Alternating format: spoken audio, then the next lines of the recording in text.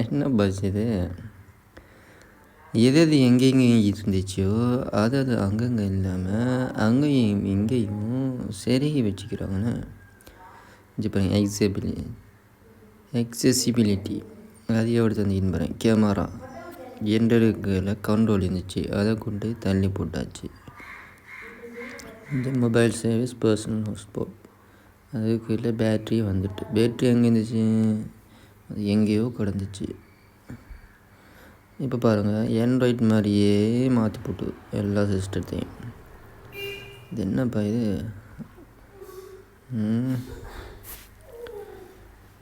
16 மாடலையே மாற்றிட்டாங்களான்னு கேள்விப்பட்டேன்.